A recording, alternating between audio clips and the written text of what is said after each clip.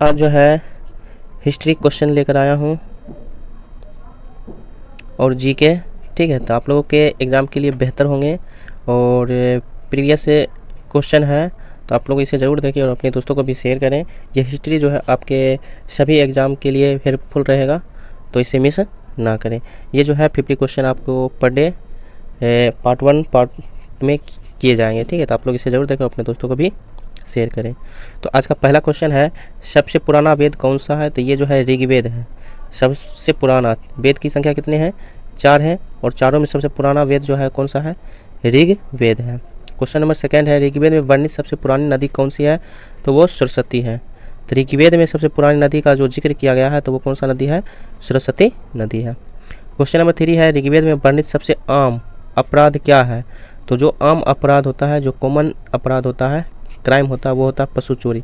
पशु को जो चोरी किया जाता है वो कॉमन अपराध, कॉमन क्राइम होता है, आम अपराध उसको कहा जाता है। किस में कहा जाता है? तो ऋग्वेद में कहा जाता है। क्वेश्चन नंबर 4 है, ऋग्वेद, यजुर्वेद और सामवेद को क्या कहा जाता है? तो वेद यात्री कहा जाता है, वेदात्री, ठीक है। तो ये आपका क्या हो जाएगा?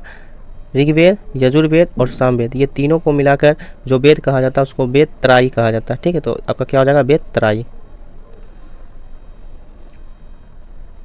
ये जो है PYQ है, ठीक है। तो आप लोग इसे ज़रूर देखें और एक लाइक आप लोग ज़रूर करें और अपने दोस्तों को भी शेयर करें। क्वेश्चन नंबर 5 है, हड़प्पा की खोज किसने की? तो दयाराम साहनी ने की 1921 ईस्वी में, हड़प्पा, ठीक है। तो दयाराम साहनी 1921 ईस्वी में। क्वेश्चन नंबर 6 है, मोहनजोदड़ो को खोज किसने किया? तो राखल दास बनर्जी ने 1922 ईस्वी में। तो हड़प्पा की खोज दयाराम साहनी ने 1921 में और 1922 में ही मोहनजोदड़ो की खोज की गई है राखल दास बनर्जी के द्वारा, ठीक है। तो इसको आप याद रखिएगा। ये क्वेश्चन आपके हड़प्पा और मोहनजोदड़ो से पूछे जाते हैं, किसने खोज की है। क्वेश्चन नंबर 7 है, मोहनजोदड़ो का शाब्दिक अर्थ क्या होता है? तो ये आपका PYI है, मृतकों का टीला कहा जाता है मोहनजोदड़ो के शाब्दिक अर्थ में। क्वेश्चन नंबर 8 है, वेद शब्द का अर्थ क्या होता है? ज्ञान या जानना। वेद का मतलब क्या होता है? उसको जानने वाले को क्या कहते हैं? वेद कहते हैं। वेद को जानने वाले या ज्ञान को क्या कहते हैं? हम वेद कहते हैं। इसलिए अर्थात इसका वेद शब्द का अर्थ क्या हो गया? ज्ञान या जानना। क्वेश्चन नंबर 9 है, मानव द्वारा सबसे पहले प्रयोग में लाया गया अनाज कौन सा है? तो वो जौ जो है, ये अनाज है मानव के द्वारा सबसे पहले प्रयोग में लाया जाने वाला अनाज। क्वेश्चन नंबर 10 है, अध्यात्म ज्ञान के विषय में नचिकेता और यम का संवाद किस उपनिषद में प्राप्त होता है? तो किसका? अध्यात्म ज्ञान के विषय में नचिकेता और यम का संवाद, तो वो होता है कठोपनिषद में। कठोपनिषद में, ये आपका PYI है, इसको आप लगा लीजिएगा, ठीक है। ये नचिकेता और यम का संवाद किस उपनिषद में होता है? तो कठोपनिषद में होता है। क्वेश्चन नंबर 11 है, पुराणों की संख्या कितनी है? तो 18 है। पुराणों की संख्या कितनी है? 18, 18 है। बहुत सारे ऐसे क्वेश्चन होंगे जो आप लोगों को याद होंगे, ठीक है। तो जो याद भूल गए होंगे तो आप लोगों का क्या हो जाएगा? रिवाइज हो जाएगा, ठीक है। क्वेश्चन नंबर 12 है, सत्यमेव जयते शब्द कहाँ से लिया गया है? तो मुंडक उपनिषद से लिया गया, ठीक है, मुंडक उपनिषद से। क्वेश्चन नंबर 13 है, बौद्ध धर्म के संस्थापक कौन होते हैं? तो गौतम बुद्ध थे। बौद्ध धर्म के संस्थापक कौन थे? तो गौतम बुद्ध थे। गौतम बुद्ध ने अपना पहला उपदेश कहाँ दिया था? तो सारनाथ में दिया था। पहला उपदेश गौतम बुद्ध ने कहाँ दिया था? सारनाथ में दिया था। गौतम बुद्ध ने अपना पहला धर्म चक्रण परिवर्तन किस स्थान पर दिया था? तो सबसे पहला उपदेश जो है सारनाथ में दिया था, तो वहीं आपका क्या होगा? सबसे पहला धर्म चक्र परिवर्तन हुआ था, इसलिए यह स्थान क्या है? सारनाथ ही है। क्वेश्चन नंबर 16 है, जीवन कष्टों और दुखों से भरा, यह कथन किसका है? तो गौतम बुद्ध का है, ठीक है। गौतम बुद्ध अपने जीवन में बहुत कष्ट और दुख देखे हैं, इसलिए उन्होंने कहा है जीवन कष्टों और दुखों से भरा है। ये किसका है? गौतम बुद्ध का है। क्वेश्चन नंबर 17 है, जातक कथा किससे संबंधित है?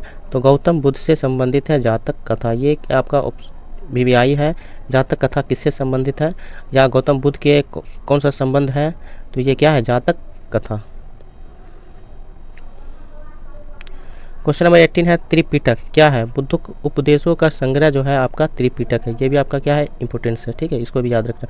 बुद्ध के उपदेशों का संग्रह को क्या कहते हैं? त्रिपिटक कहते हैं। क्वेश्चन नंबर 19 है, बौद्ध तथा जैन धर्म का प्रमुख तत्व क्या है? अहिंसा। ये दोनों में मिलकर क्या बना है? अहिंसा है। बौद्ध धर्म भी अहिंसा है और जैन धर्म में भी अहिंसा है। दोनों का प्रमुख तत्व क्या था? अहिंसा था। क्वेश्चन नंबर 20 है, गौतम बुद्ध ने अपने उपदेश समानता किस भाषा में दिए?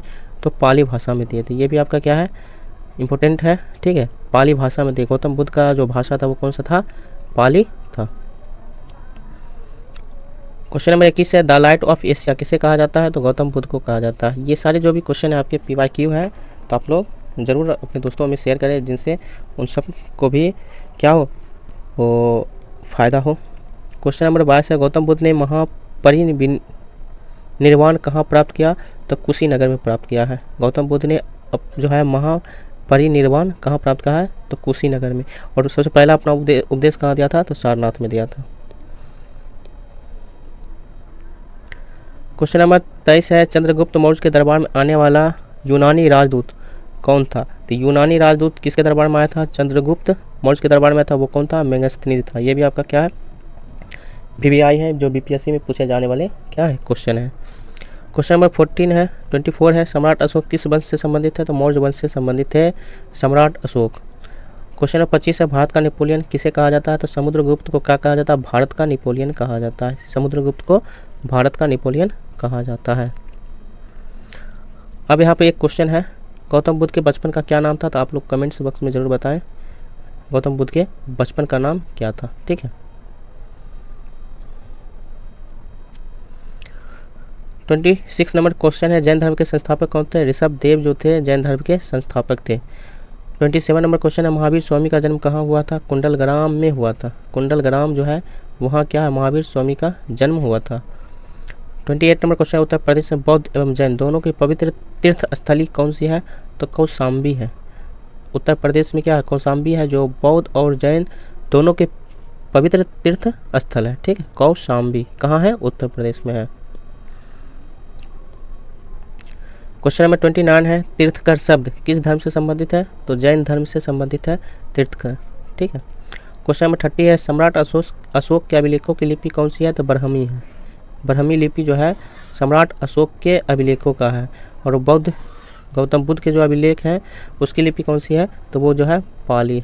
कौन सा है, पाली है। क्वेश्चन नंबर 31 है, ब्राह्मी लिपि को सर्वप्रथम किसने पढ़ा था, जेम्स प्रिंसेस ने पढ़ा था। ब्राह्मी लिपि को जेम्स प्रिंसेप ने पढ़ा था, ब्राह्मी लिपि को।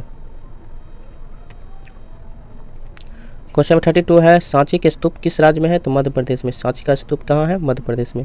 क्वेश्चन नंबर 33 है, सांची के स्तूप का निर्माण किसने कराया था, तो सम्राट अशोक ने करवाया था सांची के स्तूप का निर्माण। क्वेश्चन नंबर 34 है, इतिहास का जनक किसे कहा जाता है, हेरोडोटस। यूनानी इतिहासकार जो है हेरोडोटस, इनको इतिहास का जनक कहा जाता है, या इसको इतिहास का पिता भी कह सकते हैं, ठीक है। तो ये हेरोडोटस क्या था, यूनानी इतिहासकार था। क्वेश्चन नंबर 35 है, कौटिल्य किसके प्रधानमंत्री थे, तो चंद्रगुप्त मौर्य के प्रधानमंत्री कौन थे, कौटिल्य थे। तो चंद्रगुप्त मौर्य जो है प्रधानमंत्री किसके थे, तो कौटिल्य थे। कौटिल्य के बचपन का नाम क्या था, तो विष्णुगुप्त था। दूसरा नाम जो है कौटिल्य का दूसरा नाम जो है विष्णुगुप्त है। ये किनके प्रधानमंत्री थे, चंद्रगुप्त मौर्य के प्रधानमंत्री थे। क्वेश्चन नंबर 37 है, हर्षवर्धन की राजधानी कहाँ थी, तो कन्नौज थी। ये आपका क्या है, VVI है। हर्षवर्धन के शासनकाल में कौन आया था, आप लोग बताइए। ये जो है BPSC में आप पूछे गए हैं। हर्षवर्धन की राजधानी कहाँ है, कन्नौज। और हर्षवर्धन के शासनकाल में कौन शासक मतलब कौन आया था। क्वेश्चन नंबर 38 है, किला राय पिथौरा का निर्माण किसने कराया था, तो पृथ्वीराज चौहान। यहाँ पिथौरा दिया हुआ, तो यहाँ से पृथ्वीराज चौहान याद रखिएगा। किला राय पिथौरा तो पृथ्वीराज चौहान ने कराया था। क्वेश्चन नंबर 39 है, ग्रामीण स्वायत्तता किसके शासनकाल की विशेषता है, तो चोल शासनकाल की विशेषता है ग्रामीण स्वायत्तता। क्वेश्चन नंबर 14 है, विक्रम और शक संवतों में कितने वर्षों का अंतर होता है, तो 135 वर्ष का अंतर होता है विक्रम और शक संवतों में। क्वेश्चन नंबर 41 है, मौर्य साम्राज्य के संस्थापक कौन थे, चंद्रगुप्त मौर्य थे। और इनके जो प्रधानमंत्री थे कौटिल्य, जिसका बचपन का नाम विष्णुगुप्त था। क्वेश्चन नंबर 42 है, मौर्य काल में शिक्षा का सबसे प्रसिद्ध केंद्र क्या था, तक्षशिला था। मौर्य काल में शिक्षा का सबसे प्रसिद्ध केंद्र जो था तक्षशिला था। क्वेश्चन नंबर 43 है, नालंदा विश्वविद्यालय की स्थापना किसने किया था, तो कुमारगुप्त ने किया था नालंदा विश्वविद्यालय की स्थापना।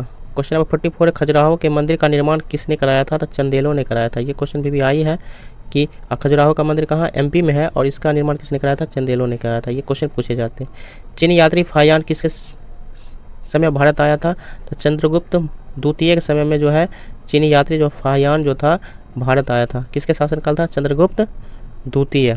और आपको ये क्वेश्चन पूछे थे हर्षवर्धन के शासनकाल में कौन यात्री आया था?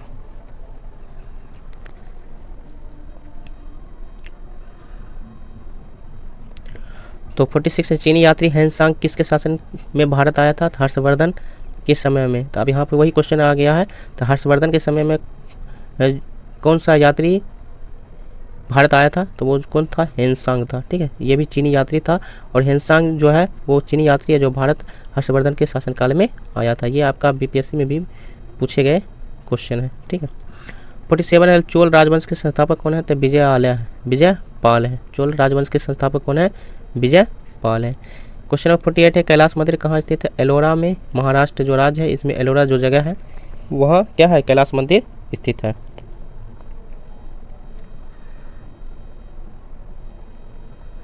क्वेश्चन नंबर 49 है सूर्य मंदिर ब्लैक पैगोडा के नाम से जाना जाता है, वो कहाँ स्थित है? तो कोणार्क उड़ीसा में स्थित है। कोणार्क जो है उड़ीसा राज्य है, कोणार्क जगह है, यहाँ स्थित है। कौन है? सूर्य मंदिर। इसी का दूसरा नाम क्या है? Black pagoda. तो इसको याद रखिएगा, ये भी आई है।